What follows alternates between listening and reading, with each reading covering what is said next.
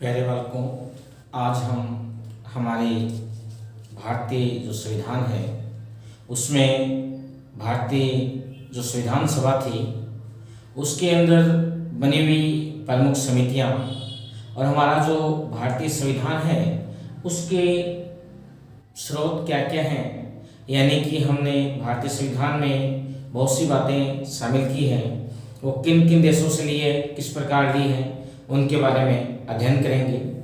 तो हमारी जो संविधान सभा है जिसकी प्रथम बैठक 9 दिसंबर 1946 को हुई थी और उसके 11 अधिवेशन हुए थे, उसी कड़ी में हम आगे बढ़ते हैं कि हमारी जो संविधान सभा है उसकी प्रमुख रूप से 8 बड़ी समितियों का गठन किया गया था और कुछ अन्य छोटी छोटी समितियां बनी थी। तो आज हम संविधान सभा में गठित प्रमुख समितियों के बारे में जानेंगे। तो पहली जो हमारी समिति बनी थी जिसको आपको बताया था मैंने, प्रक्रिया नियम समिति, और इस समिति के जो अध्यक्ष थे वो थे डॉक्टर राजेंद्र प्रसाद। इसके अलावा हम देखते हैं कि संघ शक्ति समिति, और ये जो समिति है जिसके अध्यक्ष कौन थे, पंडित जवाहरलाल नेहरू थे। इसी प्रकार जो दूसरी समिति थी वो थी संघीय संविधान समिति, और इसके भी जो अध्यक्ष हैं वो थे पंडित जवाहरलाल नेहरू। ये हमारे संघीय संविधान समिति के क्या थे, अध्यक्ष थे। तीसरी जो समिति है वो है हमारी प्रांतीय संविधान समिति, और इस समिति के जो अध्यक्ष हैं वो थे सरदार वल्लभ भाई पटेल हैं, जिन्हें हमारे भारत में लौह पुरुष के रूप में जाना जाता है, और सरदार वल्लभ भाई पटेल को भारत का विस्मार्ट भी कहते हैं। तो ये बात आप ध्यान में रखें, महत्वपूर्ण बात है कि भारत का विस्मार्ट किसे कहते हैं। तो भारत का विस्मार्ट या भारत का लौह पुरुष किसको कहा जाता है, सरदार वल्लभ भाई पटेल को कहा जाता है। सरदार वल्लभ भाई पटेल हैं वह हमारे भारत के प्रथम गृह मंत्री भी थे। तो अगर आपको पूछा जाए कि स्वतंत्र भारत के प्रथम गृह मंत्री कौन थे, तो सरदार वल्लभ भाई पटेल थे। फिर हम बात करते हैं संचालन समिति, जिसके अध्यक्ष डॉक्टर राजेंद्र प्रसाद थे। कौन थे, डॉक्टर राजेंद्र प्रसाद। और ये समिति हमारी बहुत ही महत्वपूर्ण है और वो है संविधान निर्मात्री प्रारूप समिति। तो संविधान निर्मात्री जो प्रारूप समिति है उसके अध्यक्ष कौन थे, डॉक्टर भीमराव अंबेडकर। और ये जो समिति है वो 7 सदस्यीय क्या थी, समिति थी। तो ये जो समिति है बहुत ही ज़्यादा मोस्ट है और कई बार प्रतियोगी परीक्षा में पूछा जाता है कि संविधान निर्मात्री प्रारूप समिति के अध्यक्ष कौन थे, तो डॉक्टर भीमराव अंबेडकर थे। ध्यान रखना बालकों, संविधान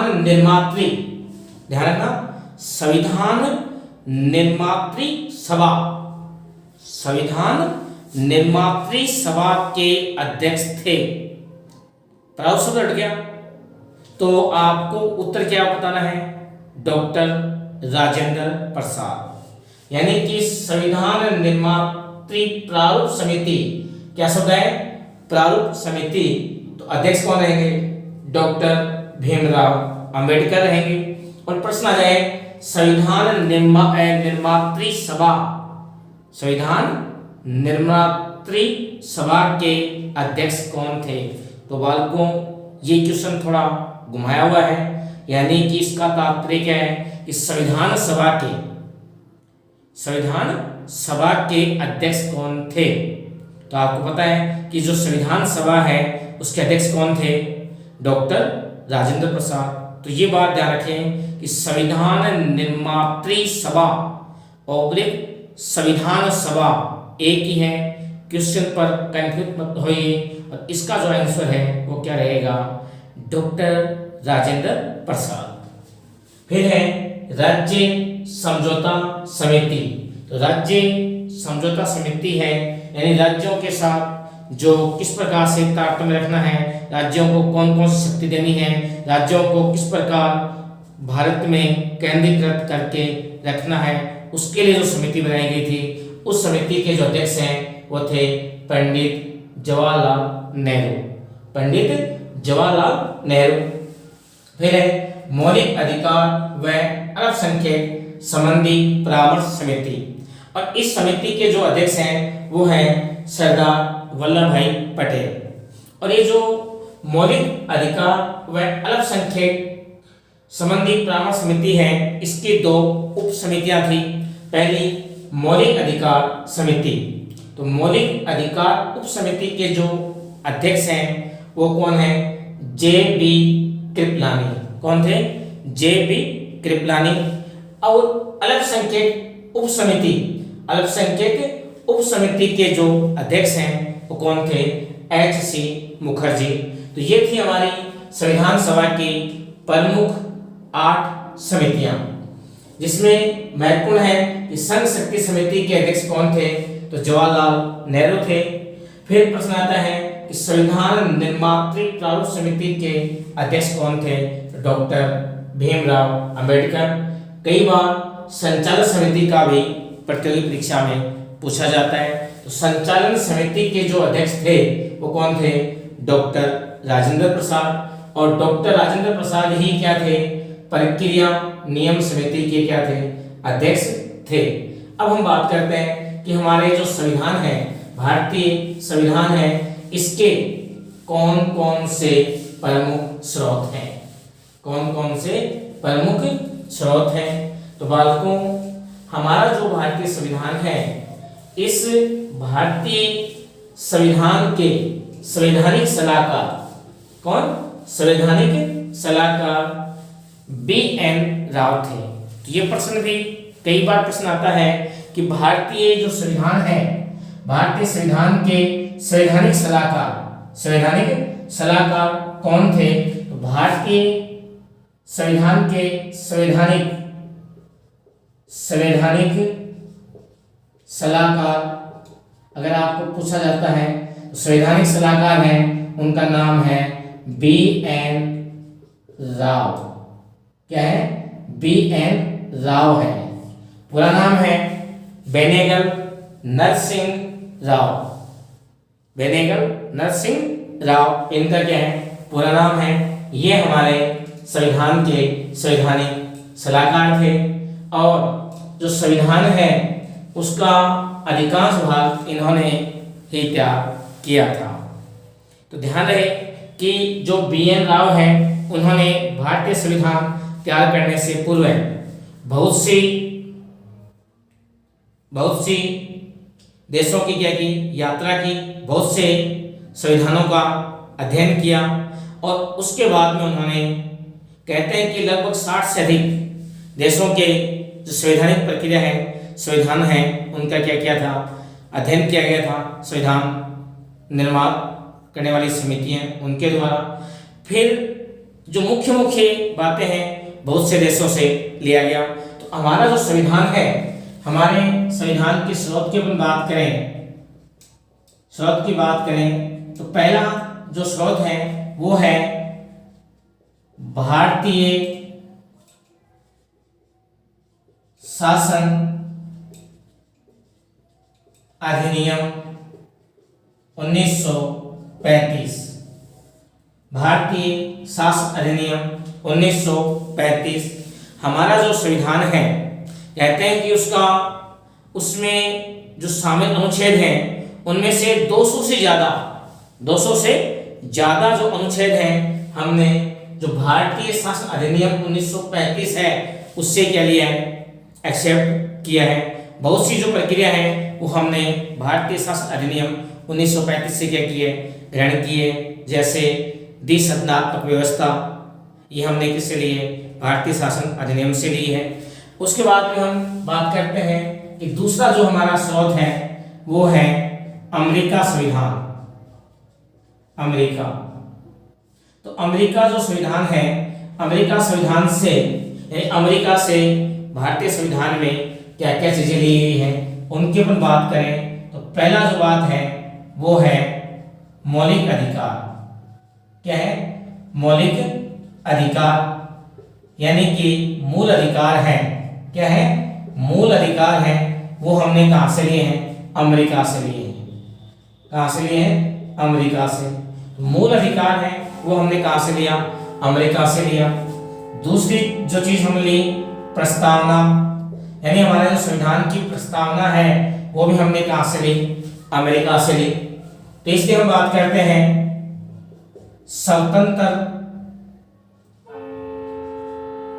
स्वतंत्र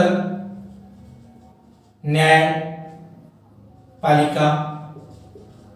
स्वतंत्र न्यायपालिका व न्यायिक पुनरावलोकन की जो प्रक्रिया है वो भी हमने कहां से ली? अमेरिका से ली। तो इसलिए हम बात करते हैं उपराष्ट्रपति का पद, ये भी हमने कहां से लिया? अमेरिका से लिया था। तो ये जो प्रक्रिया है वो हमने कहां से ली है? अमेरिका से ली है। मुख्य रूप से कई बार पूछा जाता है कि भारतीय संविधान में मौलिक अधिकार या मूल अधिकार कहां से लिया गया है? तो अमेरिका से लिया गया है। कई बार विभिन्न प्रतियोगी परीक्षा में पूछा गया है। प्रस्तावना कहां से ली गई है? तो अमेरिका से ली गई है। स्वतंत्र न्यायपालिका व न्यायिक पुनरावलोकन की जो प्रक्रिया है वो हमने कहां से ली है? अमेरिका से ली है। उपराष्ट्रपति का जो पद है वो हमने कहां से लिया है? अमेरिका से लिया है। फिर हम बात करते हैं तीसरे जो स्रोत है ब्रिटेन। ब्रिटेन से हमने क्या क्या लिया है? सबसे मोस्ट है कि हमारा जो भारतीय संविधान है उसमें एक ही नागरिकता है। क्या है? एक ही नागरिकता है। तो एक हरी, पहली चीज है एक हरी नागरिकता। एक हरी नागरिकता जो है वो हमने कहां से ली है? ब्रिटेन से ली है, क्योंकि ब्रिटेन का संविधान है उसमें सभी नागरिकों को एक ही नागरिकता है। ध्यान रहे कि अमेरिका है वहां पर नागरिकों के पास दो नागरिकता है, एक प्रांत की और एक केंद्र की। लेकिन अपने भारत में हम सब भारतीय हैं, यानी जितने भी भारत के व्यक्ति हैं वो सभी भारत के क्या है? नागरिक हैं। तो एक ऐसी नागरिकता है वो हमने कहां से ली है?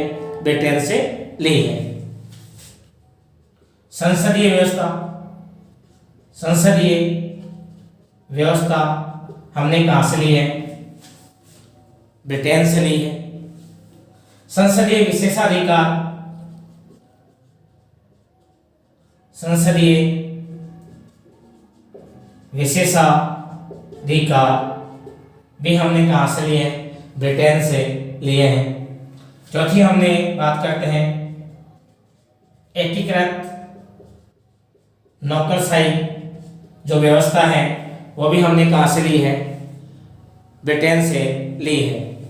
तो ये जो प्रक्रिया है ये हमने कहां से ली है? ब्रिटेन से ली है। फिर हम बात करते हैं चौथा आयरलैंड। क्या? आयरलैंड, ये बहुत ही महत्वपूर्ण है और कई बार विभिन्न प्रतियोगी परीक्षा में आया हुआ है। ध्यान रहे बात को कि आपको पूछा जाए कि मौलिक अधिकार या मूल अधिकार कहां से लिए गए हैं? तो अमेरिका से लिए गए हैं।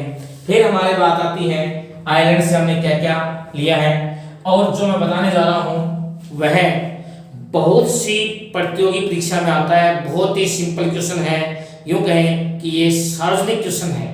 सार्वजनिक क्वेश्चन का मतलब है कि जो अधिकांश प्रतियोगी परीक्षा में आता है। बहुत सी प्रतियोगी परीक्षा में पूछा हुआ है, और वो है पहला, राज्य के नीति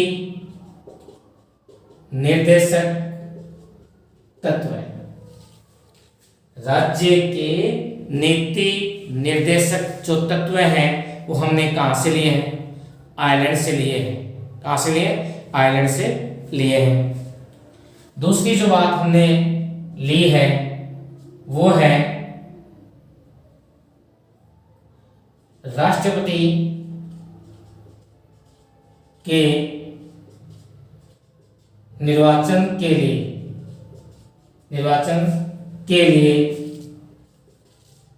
निर्वाचन मंडल की व्यवस्था।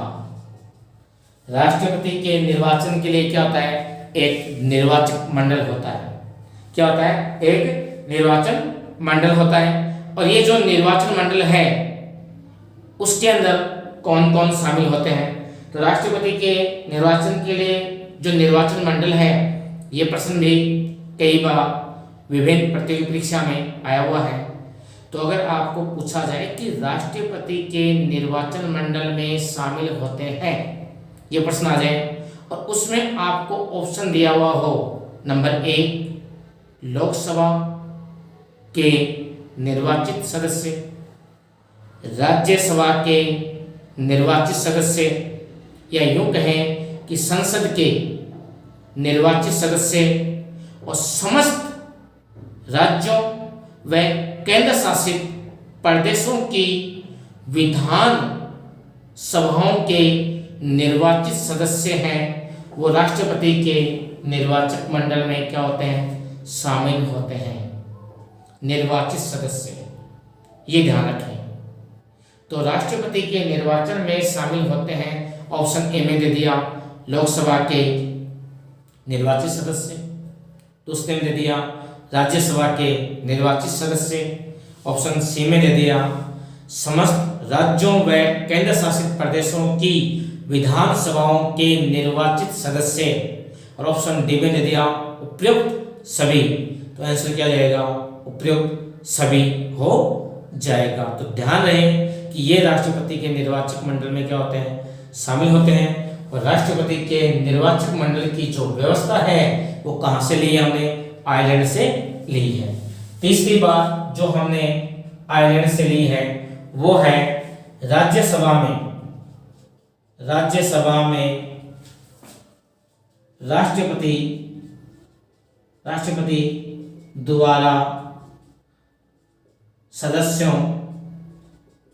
का मनोनयन। राज्यसभा में राष्ट्रपति द्वारा सदस्यों का क्या? मनोनयन।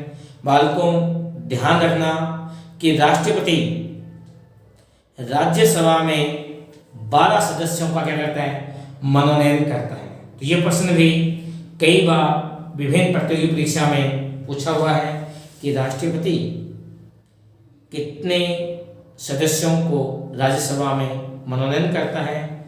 तो ध्यान रहे कि राष्ट्रपति राज्यसभा में 12 सदस्यों का क्या करता है?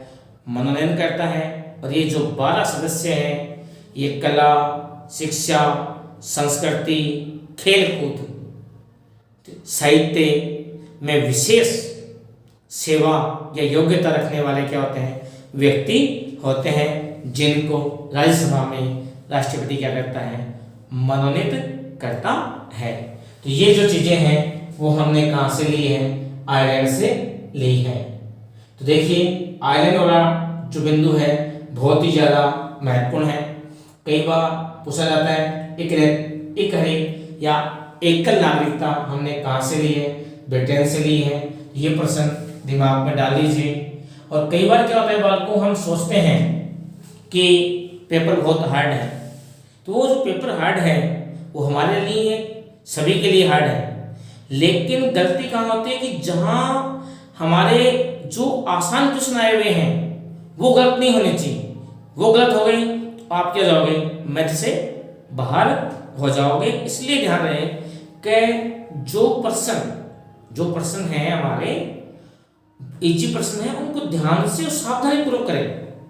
और ये चीज है वही हमें प्रतियोगी परीक्षा में सफलता और असफलता को क्या करती है? इंगित करती है। तो ध्यान रहे, प्रश्न को ध्यान से पढ़ें कि क्या पूछा गया है। अब जैसे मैंने आपको एक प्रश्न बताया कि संविधान निर्मात्री प्रारूप समिति के अध्यक्ष कौन है, तो जाहिर हम क्या करेंगे, भीमराव अंबेडकर करेंगे। लेकिन बालकों वहां दे दिया संविधान निर्मात्री सभा दे दिया, तो क्या हो जाएगा, डॉक्टर राजेंद्र प्रसाद होगा। ध्यान है। तो ये था चौथा जहां से हमने लिए। फिर हम बात करते हैं आगे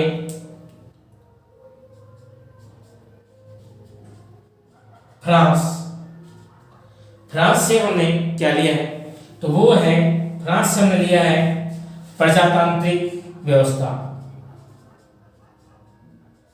प्रजातांत्रिक व्यवस्था वो हमने कहां से ली है, फ्रांस से ली है, या गणतांत्रिक व्यवस्था कह दीजिए या प्रजातांत्रिक व्यवस्था कह दीजिए। ये जो चीजें हैं वो हमने कहां से ली है, फ्रांस से ली है। इसके अलावा हमारी जो प्रस्तावना है उसमें स्वतंत्रता, समानता व बंधुत्व का जो आदर्श लिया है वो भी हमने कहां से लिया है, फ्रांस से लिया है।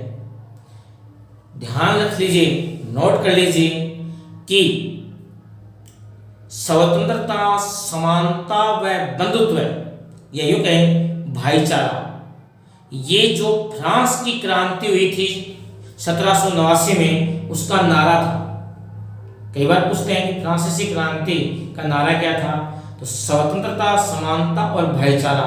तो उसी को आदर्श लेकर, उसी आदर्श को हमारे संविधान की जो प्रस्तावना है उसमें स्वतंत्रता, समानता व बंधुत्व सब काम में लिया गया, वो हमने कहां से लिया है, फ्रांस से लिया है।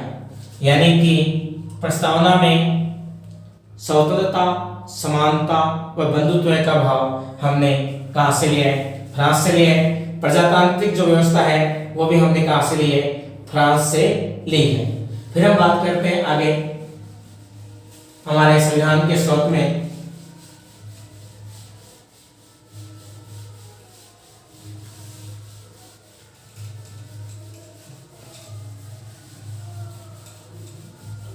फ्रांस के बाद में हम कहां गए, फ्रांस के बाद हम चलते हैं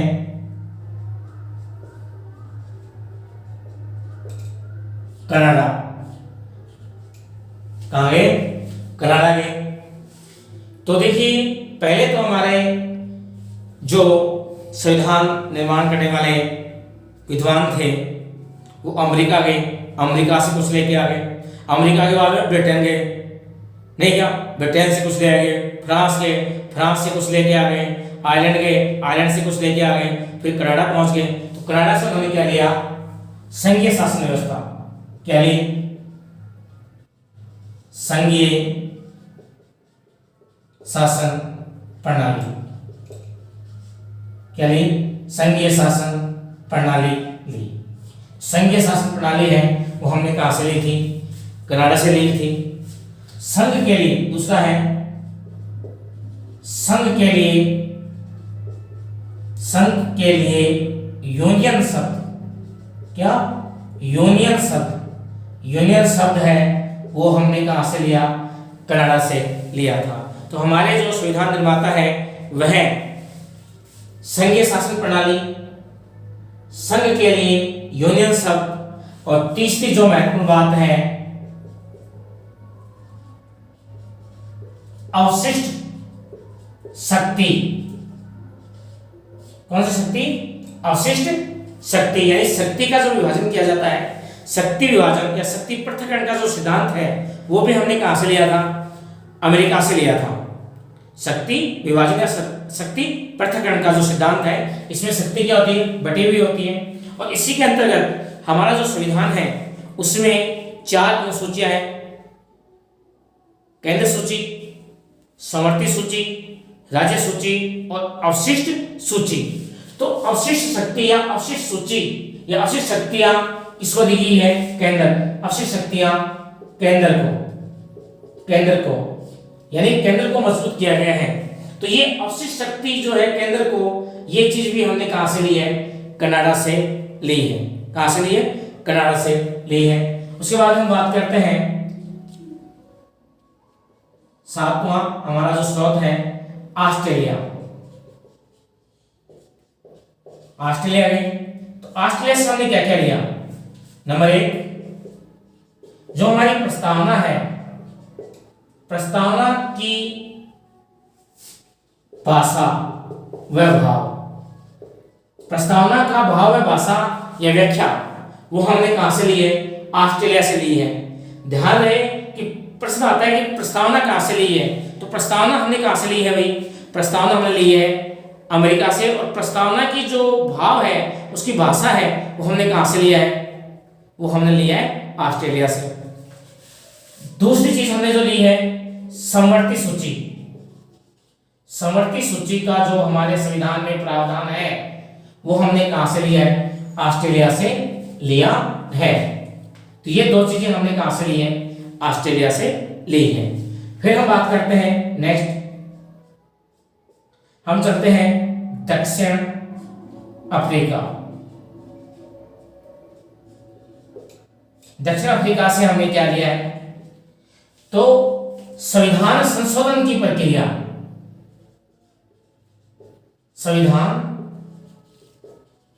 संशोधन की प्रक्रिया हमने कहां से ली है?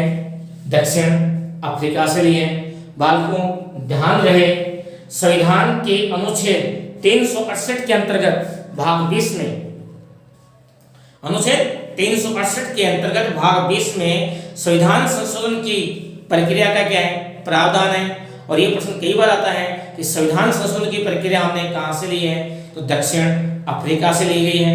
और ये प्रश्न भी हमारे जो राजनीति विज्ञान का पेपर होता है, विभिन्न प्रतियोगी परीक्षा होती हैं, उन्हें पूछा जाता है कि संविधान संशोधन की प्रक्रिया की कितनी विधियां हैं? तो संविधान संशोधन की 2 प्रक्रिया है।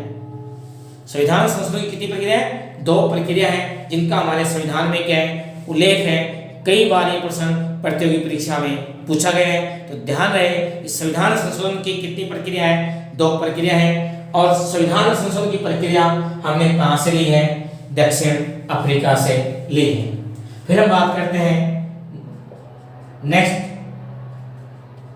जर्मनी के वाइमर संविधान से। जर्मनी का वाइमर जो संविधान है, उससे हमने क्या लिया था? तो जर्मनी के वाइमर संविधान से हमने आपातकालीन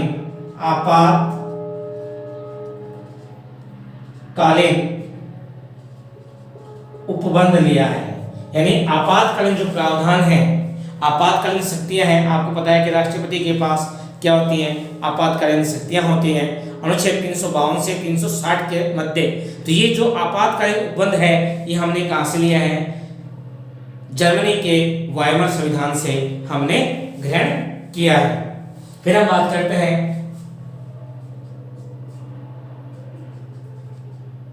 जापान। जापान से हमने क्या लिया है? तो कानून निर्माण की जो प्रक्रिया है, कानून द्वारा स्थापित प्रक्रिया, कानून द्वारा स्थापित प्रक्रिया है, वो हमने कहां से ली है? जापान से ली है। और हमारा जो संविधान है, दूसरी बात हम बात करते हैं कानून द्वारा स्थापित प्रक्रिया, कानून द्वारा स्थापित प्रक्रिया। और दूसरा है संविधान में वाद विवाद की जो प्रक्रिया है, वो हमने कहां से ली है? जापान से ली है। कहां से ली है? जापान से ली है। तो ये हमने कहां से ली? जापान से। नेक्स्ट हम बात करते हैं रूस। क्या? रूस। रूस से हमने क्या लिया है? रूस से लिए हमने मौलिक कर्तव्य।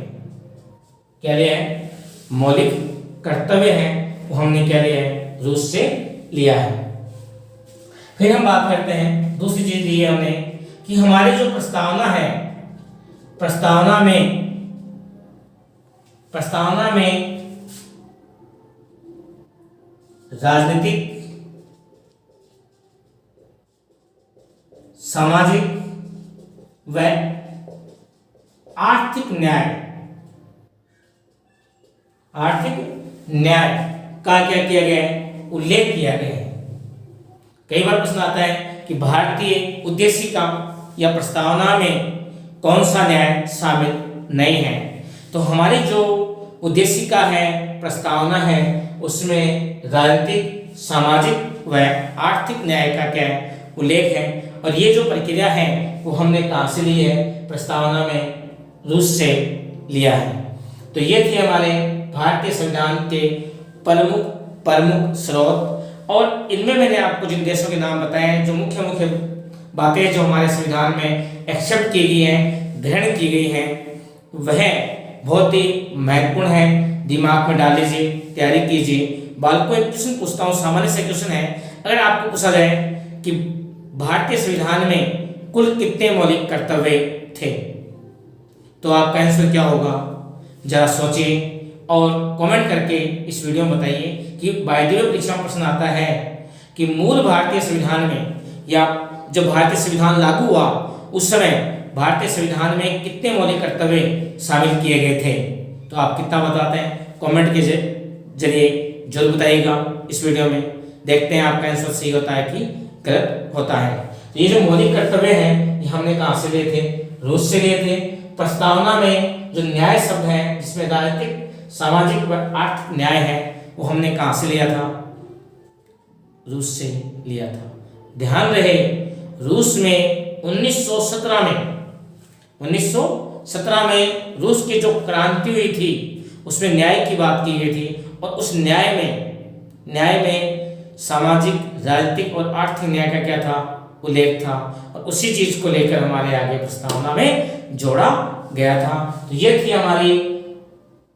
हमारे संविधान के प्रमुख स्रोत। मुझे उम्मीद है कि अगर आप इस वीडियो को ध्यान से देखेंगे, इसमें जो आपको मुख्य बातें बताई हैं उनको दिमाग में डालेंगे, आपको प्रतियोगी परीक्षा में 100% इस टॉपिक से आने वाला क्वेश्चन प्राप्त होगा, ये मेरा पूर्ण विश्वास है।